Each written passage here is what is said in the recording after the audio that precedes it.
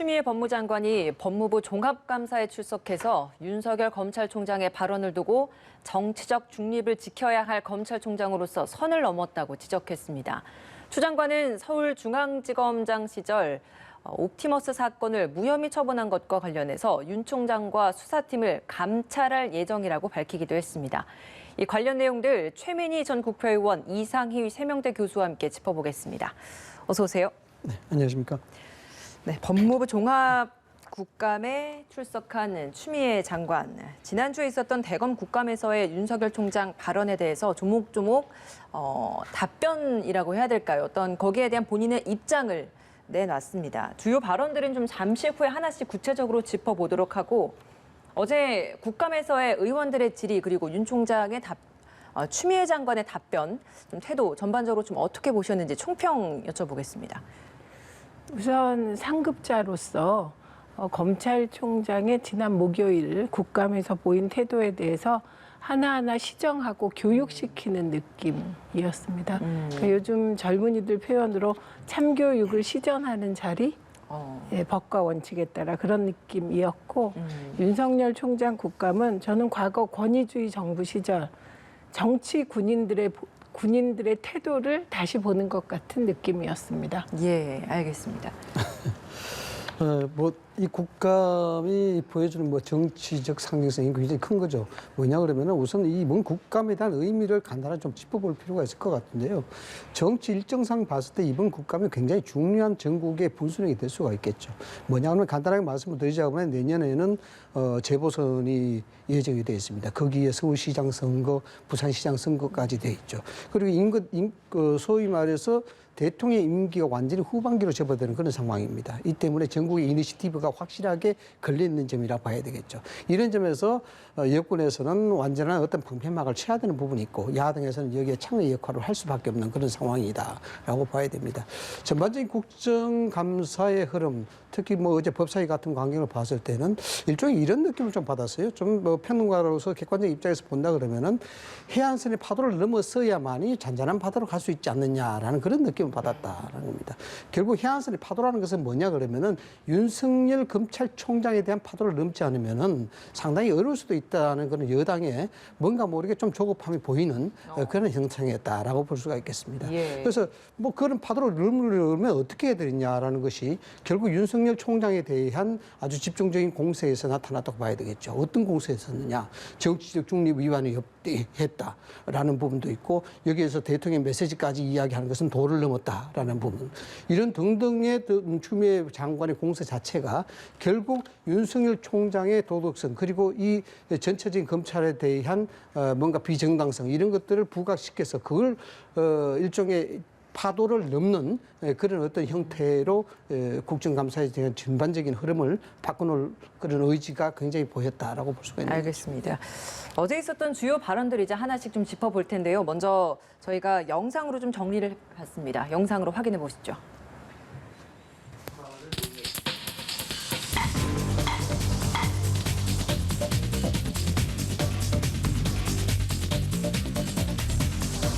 검찰총장은 법무부 장관의 부하가 아닙니다. 저도 부하라는 단어는 생경합니다.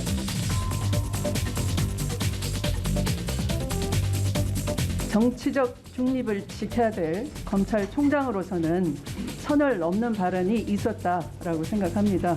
대단히 죄송스럽고 지휘 감독관자로서 민망하게 생각합니다.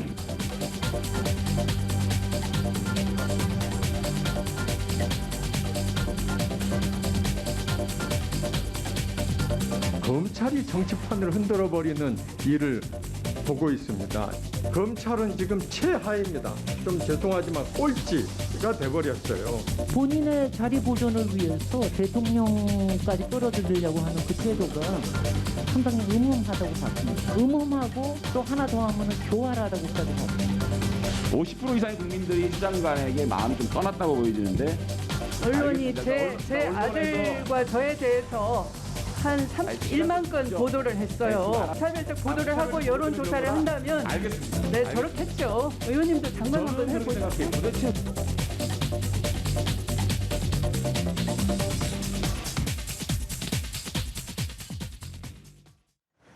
네, 가장 먼저 짚어봐야 될 부분이 아마 수사 지휘권과 관련해서 부하 아니다라고 이야기했던 그 발언에 있어서 부하라는 말은 나도 생경하다. 장관은 총장에 대한 지휘 감독권이 있는 상급자가 맞다.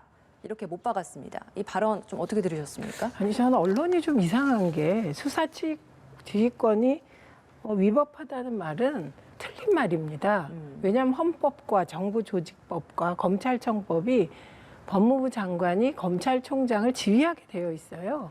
그렇기 때문에 수사 지휘권이 위법하다는 말은 윤 총장이 틀렸다. 이렇게 가름말을 타야 되는 게 언론이에요. 그런데 다만 법무부 장관이 검찰총장을 지휘하게 되어 있다고 하더라도 그 지휘권 발동이 이번 사안에 대해서 정당했냐 여부는 따질 수 있다고 생각합니다. 근데 제가 그 윤석열 총장이 쓰는 어휘나 이런 걸 보고 과거 그 군부 권위주의 정권 시절에 정치 군인들 같다고 생각한 건 과거의 정치 군인들이 보면 일반인이 쓰지 않는 어휘를 씁니다. 이 부하라는 단어, 저는 부하라는 단어를 잘 듣지도 못하고 입에 올리지도 못해요. 이건 굉장히 권위적인 서열에 있는 사람이 쓰는 단어거든요. 그래서 이런 단어를 쓰시는 걸 보고 정말 왜 저런 단어를 쓰실까. 그래서 자신의 의견을 전달할 때 사실은 국감에 나와서 설득해야 되는 건 야당 의원들이 아니에요. 야당 의원들에게 다가가기 위해서 국감하는 게 아니기 때문에 국민적 언어로 써야 되는 거죠. 그래서 이제 아마도 윤석열 총장은 이번 수사 지휘권 발동이 부당하다 이렇게 얘기하고 싶었을 거예요. 그런데 이미 스스로 30분 만에 수사지휘권을 받아들였단 말입니다. 그리고 수사지휘권을 받아들이게 된 이유가 지난번에 수사지휘권 발동했을 때 그 검언유착 채널A 사건 그랬을 때 그때 이게 뭐 형성권이다 이렇게 얘기를 해버렸어요. 그러다 보니 자기 부정을 못해서 30분 만에 받아들이고 이제 뒤끝 장렬 형태인데요. 그래서 이 부분은 좀 이렇게 우리가 토론을 할 때도 법적으로는 위법하지 않다. 그러나 이번 수사 지휘권이 정당한 행사인가 옳았냐 이 부분에 대한 좀 나누어서 판단을 하면 좋을 것 같고요. 그리고 부하라는 단어는 좀 안 쓰셨으면 좋겠다. 이거는 제가 과거에 정치 군인들이 많이 이런 식의 상명하복적 언어를 쓰신 것 같아서요. 네, 제가 30분 만에 수사지휘권 수용해놓고 네. 위법하다라고 국회에서 말한 부분에 있어서 적절하지 않았다라는 지적에 대해서는 좀 어떤 의견이십니까? 우선 뭐 말씀하신 대로 부하라는 말은 사실 현 시대에 좀 맞지 않는 그런 단어인 틀림없습니다. 그래서 부하라는 말을 말씀하신 대로 뭐 군사 권위 정권 시대 때 정치 군인들이 보여주는 어법이다 말씀하셨는데 뭐 그렇게 이야기하게 되면은 추미애 장관이 거역이라는 말을 표현했다는 그 단어 자체는 왕조 시대 때 표현한 얘기죠. 그래서 그 단어의 어떤 선택이 있어서 이야기하기는 좀 부적절하다는 그런 생각이 좀 들고 우선 이 수용이라는 부분이 있습니다. 30분 만에 소위 말해서 지휘권 수용했다라는 건데 우리가 일반적으로 이 부분은 좀 상식적으로 해석을 해야 될 것 같아요. 수용이라는 것은 긍정적과 부정에 대한 의미가 있는 것이죠. 소위 서로가 뜻이 맞아서 협의가 잘 돼서 수용하는 것하고 수용이 되지 않기 때문에 그 반대의 의미의 수용이 있는 것입니다. 그래서 검찰총장의 지휘권 수용이라는 바는 우리가 일반적으로 해석에 따르자고 따라서 말씀을 해석을 한다 그러면은 그래 알아서 해봐라는 어떤 뜻도 담겨 있다. 이것은 어떤 용어로 표현한다면 체험적 어떤 선택이 아니냐, 체념적 어떤 동의가 아니냐 이런 측면에서 수용권의 지휘권 수용에 대한 부분들을 좀 해석을 해야 된다. 즉 부정적으로 봐야 된다는 것이고 법리적으로 따지자면 여러 가지 이야기할 수가 있겠습니다만은 사실상 장관은 검찰 사무 감독을 할 수 있는 그런 상급자, 뭐 그렇게 따진다면 그렇게 볼 수는 있습니다만 수사에 관한 상급자는 아니죠. 검찰은 검찰청법에도 나와 있고 헌법에도 나와 있고 뭐 여러 가지 법리적으로 따져볼 수도 있는 건데 실제적으로 검찰청법에도 검찰의 직제상 총장과 검사를 직급에 대한 부분으로 나눠보고 있거든요. 그렇게만 나눠보고 있습니다. 이런 것들은 소위 말해서 장관이 수사에 개입할 수 있는 여지를 최소화시키는 법적인 장치들이에요.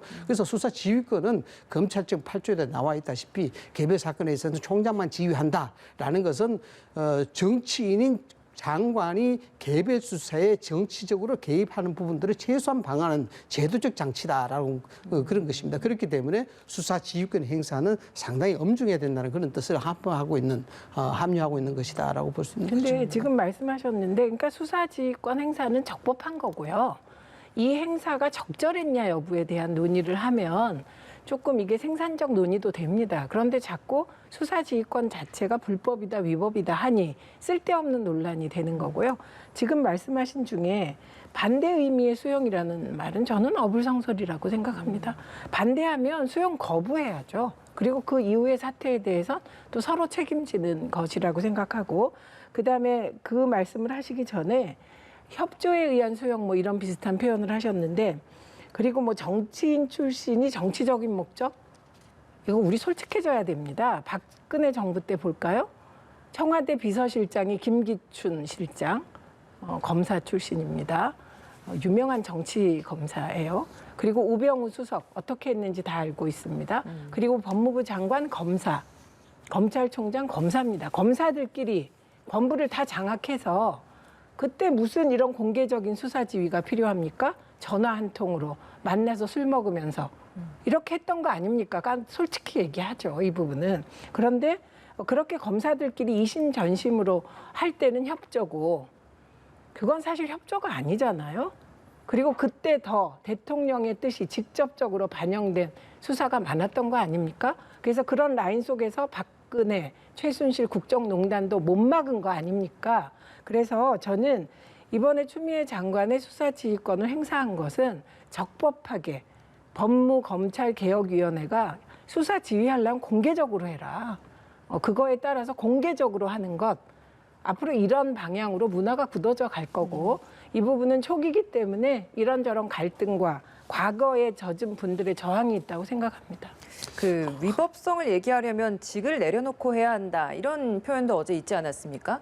그럼 그 부분에 있어서는 무언의 좀 사퇴에 대한 압박이라고 좀 해석을 해야 되는지요?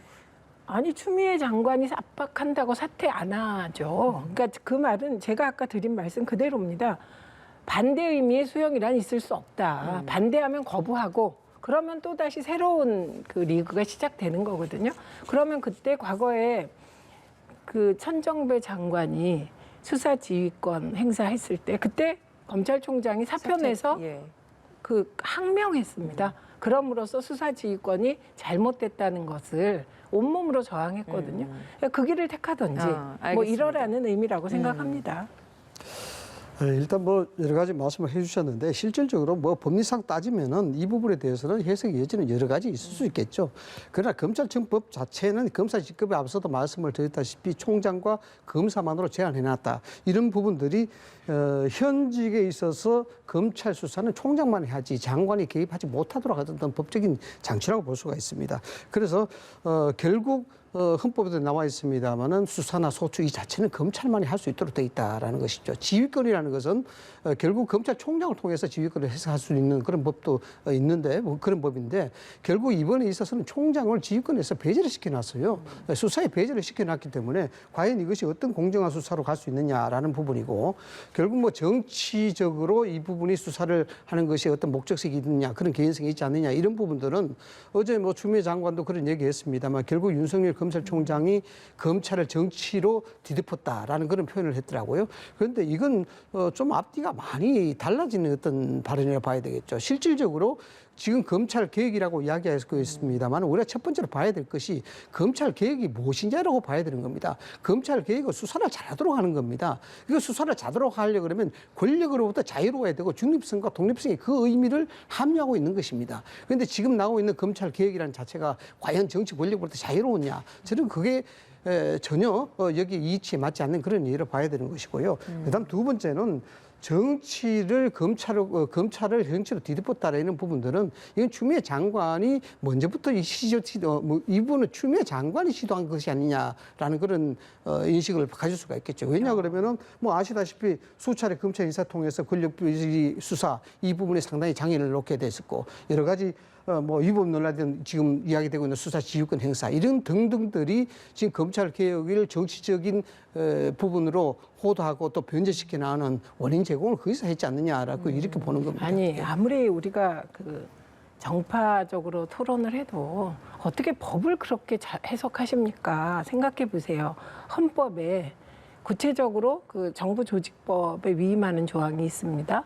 그리고 정부조직법에 그 검찰에 대한 사무를 법무부 장관이 지휘한다고 되어 있습니다. 그래서 수사에 대해서도 어떻게 검찰청법에도 그렇게 되어 있잖아요. 그러니까 법무부 장관이 검찰의 일반 사무를 뭐 지휘한다고 되어 있고, 다만 구체적인 수사에 대해서는 검찰총장을 통해서 지휘한다 이렇게 되어 있는 겁니다.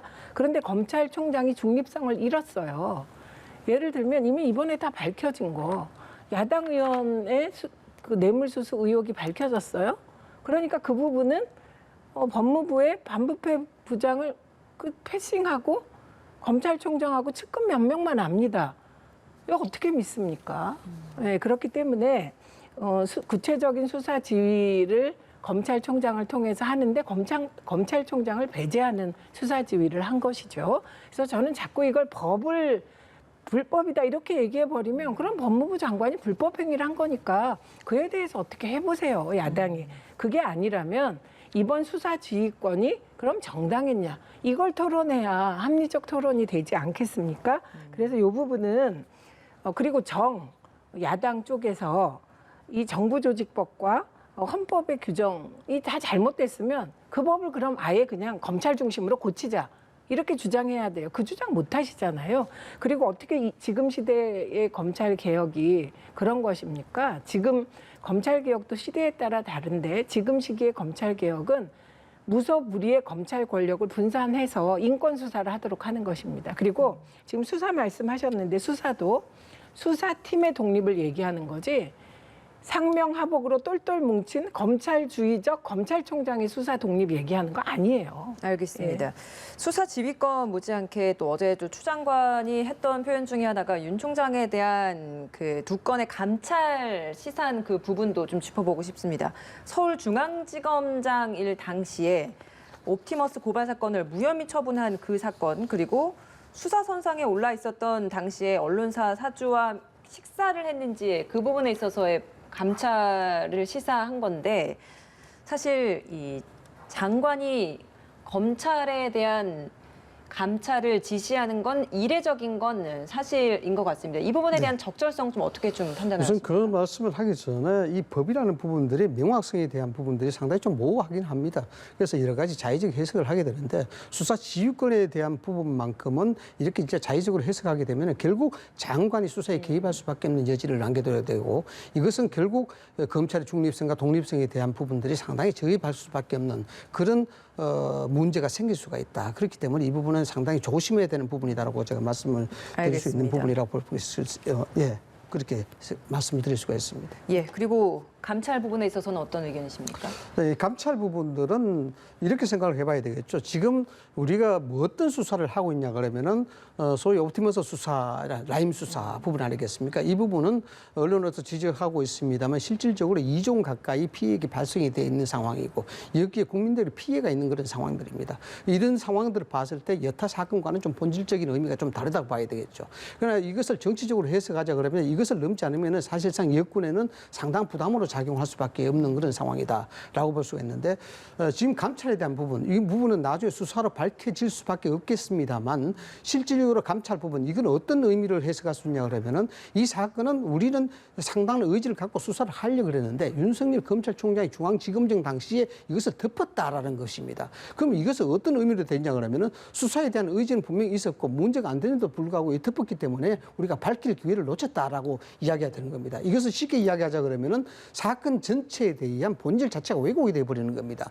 옵티머스와 라임 수사에 대한 어떤 결과를 나오기 전에 이 부분에 대해서 윤석열 검찰총장이 중앙지검장 시절에 디데프트 사건인 만큼 이 문제가 더 중요하다는 그 형태로 정치적으로 부상하게 되는 것이죠. 네. 그래서 이게 상당히 이 감찰에 대한 부분도 물론 따져야 되는 상황이기도 합니다만, 여권에서 이 갑자기 추미애 장관이 감찰을 들고 나오는 이런 부분들은 상당히 정치적인 노림수가 있는 어떤 상당히 어떤 물꼬를 돌리기 위한 그런 형태로 전략적 전술이 아니냐, 이렇게 이제 해석이 될 수도 있는 겁니다. 네. 지금 자꾸 이게 여권의 부담이라고 하시는데, 저는 이게 국회에서 몇 가지가 안 짚어져서 이렇다고 생각합니다. 우선 첫째는 왜 라임이나 옵티머스 같은 이런 금융 사기가 생길 수 있었느냐. 이게 박근혜 정부 때, 그게 2015년이었죠. 사모펀드 규제 완화를 합니다. 본래 사모펀드를 만들려면 자본금이 60조 이상이었어야 하는데 그걸 20조로 낮춘 게 박근혜 정부입니다. 그리고 1인이 투자할 수 있는 한도액을 5억에서 1억으로 낮췄죠. 이게 무슨 의미냐면 1억으로 낮추는 순간 개미 투자자들이 들어갈 수 있게 만든 겁니다. 본래 이게 미국에서는 일정한 재산과 일정한 규모 이상이에요. 뭐냐면 돈 있는 사람들끼리 하는 거예요. 근데 우리나라는 이게 자본금과 투자액이 낮춰지면서 일반 국민이 피해를 볼 수 있는 길이 열렸고, 그러니까 옵티머스나 라임이 지금 터졌다 그래서 지금 구상한 겁니까? 아니잖아요. 그 옵티머스는 설립된 지 10년 됐고, 그리고 대표가 바뀐 게 2017년 아닙니까? 그러니까 이런 배경에 대해서 정확하게 국회에서 짚어줬어야 한다고 생각합니다. 그래서 왜 이거를 저는 현 정권의 부담이라고 하시는지 그 부분에 근거가 없습니다. 그리고 처음에 김봉현 라임 얘기 나왔을 때 우리나라의 최고 보수 언론이라는 곳이 김봉현이 강기정 전 민정수석에게 5천만 원을 건넸다라고 우회적으로 얘기하니까 그걸 가지고 대서특필하고 야당은 권력형 게이트 운운하지 않았습니까? 그런데 그 김봉현은 그때도 사기범, 지금도 사기범이죠. 그 사기범이 그 편지를 지금 3개를 연달아 어제는 MBC에 또 보냈더군요. 그 내용은 완전히 강기정 건도 검찰이 조작하라고 해서 시킨 거고, 윤석열 총장에게 힘을 실어주기 위해서 이러저런 공작을 검찰이 하도록 했다라는 거예요.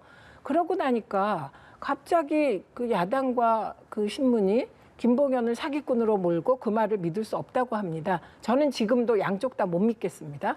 강기정 수석건도 못 믿겠고 이번 편지도 100% 신뢰할 수 없습니다.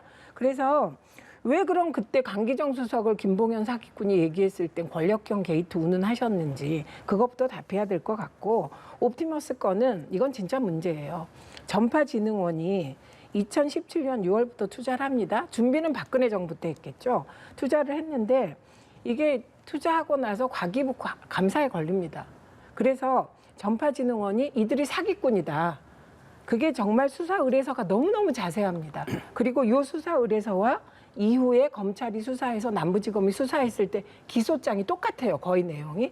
그런데 그 똑같은 수사 의뢰서를 6개월 가지고 있었어요. 서울중앙지검 그때 윤석열 총장일 때 6개월 수사하고 무혐의 처리를 합니다. 그런데 그 수사 의뢰서와 똑같은 내용으로 이후에 검찰이 기소를 하죠. 이상하지 않습니까? 그래서 인맥적으로 보니 그 당시에 윤석열 총장과 과거에 특검을 같이 한 분이 변호인이기도 하고 이런저런 인맥이 겹쳐 있더라. 그래서 지금 저는 이것도 사실이라고 하면 안 되고 의혹이 제기될 만하다. 그러니까 이 의혹에 대해서 감찰부터 하자. 왜? 똑같은 수사 의뢰서 기소장하고 그게 당시에 있었는데 무혐의 처리됐냐. 만약에 그때 윤석열 서울지검장 체제의 검찰이 그때 옵티머스를 중단시켰다면, 정파진흥원 중단시켰다면 이후에 그런 1조 원대의 사기 사건은 발생하지 못했다는 겁니다. 네. 그래서 이거는 작은 일이 아니고요. 그리고 이 귀책 사유가 지금 윤석열 총장에게 있다라고 주장하면 안 되죠. 그 수사팀이 수사를 잘못한 거고 혹시 그때 검찰이 어느 정도 상층부까지 개입했냐 살펴보자. 뭐 이게 맞는 태도 같습니다. 그래서 감찰은 적절하다, 필요하다라는 예. 입장이신데 예. 이 과정에서 추미애 장관이 또 언급을 했던 것이 윤 총장에 대한 해임 건의안 언급 가능성도 있지 않았습니까? 네. 그러니까 실제로 이게 실현될 가능성을 열어두고 한 표현이라고 보세요.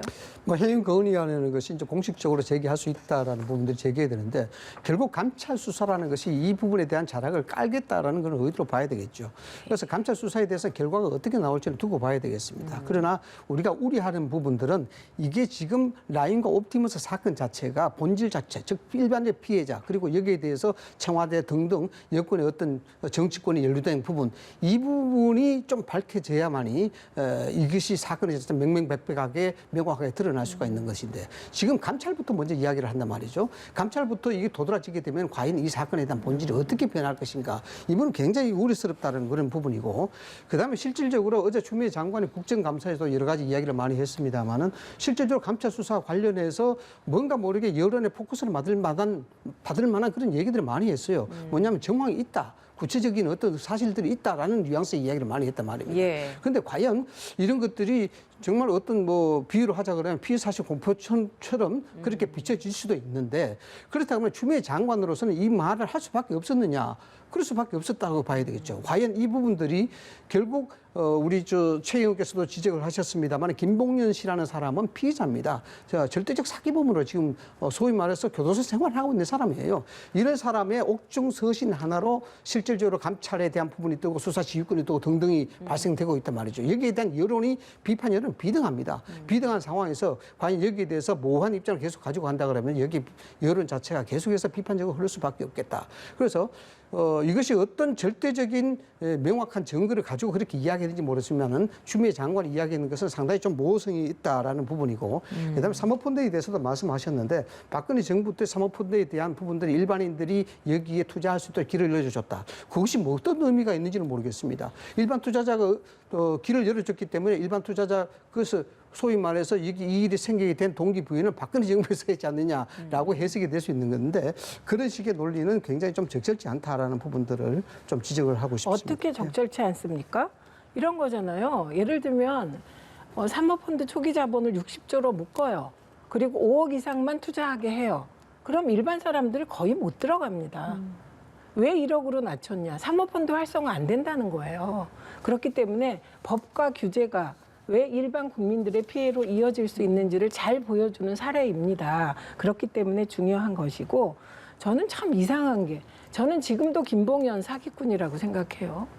김봉연이 강기정 수석 얘기하고 지읒일보가 그걸 계속해서 때렸죠. 박모 기자가. 심지어 김봉연과 그 후배가 카톡 메시지 주고받은 것까지 단독으로 때린 거 아닙니까? 그리고 야당이 나서서 권력형 게이트다 난리 쳤잖아요. 그건 잘 된 겁니까? 그래서 저는 지금도 사실 확인의 의무가 우리 모두에게 있다 이렇게 생각을 한다는 겁니다. 그리고 지금 이제 문제가 되는 게 계속 행정관 수준에서 그 여권 연루가 머물기 때문에 지금 골치 아픈 거 아닙니까? 사실은 비서관 정도 돼야 뭔가 엮어볼 수 있다는 내용.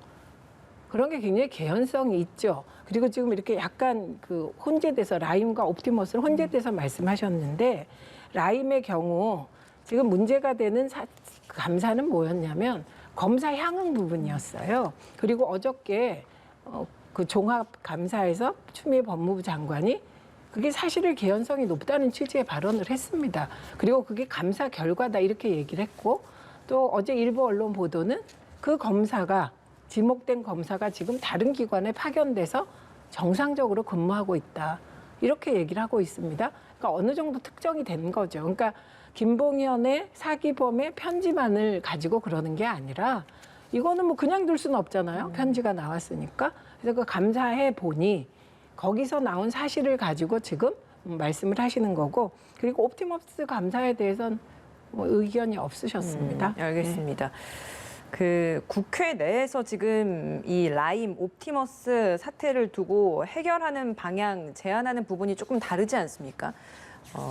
국민의힘에서는 특검을 해야 한다라고 주장을 하고 있고 민주당에서는 공수처하자라고 공수처를 빠르게 도입해야 된다라는 필요성을 지금 계속 언급을 하고 있는 이런 상황인데 아직까지 뭐 더불어민주당 내에서는 검찰의 수사 결과를 좀 더 지켜봐야 된다라고 좀 주장을 하고 있는데 국민의힘에서는 특검을 계속 주장을 하고 있는 상황에서 공수처장 후보 추천위원을 임명을 하면서 국민의힘에서 이 공수처장 후보 추천위원을 임명을 하고 내정을 하고 나서 특검 도입을 하는 것을 그 이후에 법 테두리 안에서 어느 정도 좀 활용할 수 있는 그 협상의 카드로 쓰지 않겠느냐. 그러니까 이런 이야기들이 있습니다. 이 부분에 대해서는 좀 어떤 의견이십니까? 그런 전략을 누가 짰다면 말이 안 되는 것이죠. 그리고 그 특검은 사실 의미가 퇴색된 특검이죠. 원래 그 특검은 왜 나온 특검이냐면 사기범 김봉현이 강기정 전 수석을 끌어들이니까 그때 특검하자고 하지 않았습니까? 권력형 게이트고 이건 어마어마한 것일 것이다. 그러니까 특검하자였어요. 그런데 그다음에 김봉현의 연이은 폭로는 강기정 전 수석에겐 5천만 원을 줬다고 했는데 그거는 검사가 시켜서 한 거다. 그리고 행정관만 나오니까 이걸로는 그림이 안 그려진다고 하면서 그 강기정 전 수석을 끌어들여라. 더 수석이 필요하다. 이런 식이었다는 거 아닙니까? 그리고 야당 정치인에겐 수억을 줬다고 진술했는데 수사도 안 했다. 뭐 이런 얘기예요. 그런데 그 특검이 지금 별 의미가 있겠습니까? 그냥 말만 떠돌아다니는 특검이고요. 그리고 저는 이제 공수처를 7월에 만들어야 되는데 못 만들었으니까 이것이야말로 국회가 위법 상태인 것이죠. 그래서 빨리 출범시켜야 되고 뭐 이런저런 현안이 터지면 거기에 정파적으로 여야가 아전 인수식으로 해석합니다만 공수처는 출범해야 되고 이건 당이죠. 네, 그렇게 생각합니다. 그런데 이번에 이현 변호사를 추천한 건 정말 너무하신 거죠. 이분이 세월호 특조위에 들어가셔서 그 조사 방해한 분이거든요. 그래서 유족들이 고발까지 한 사람을 추천하겠다고 이게 어느 정도 내정됐다 언론에 막 다 뜬 걸 보니까 사실인 것 같아요. 이게 야당에서 부정도 하지 않아서 이렇게 하시면 곤란하죠. 예.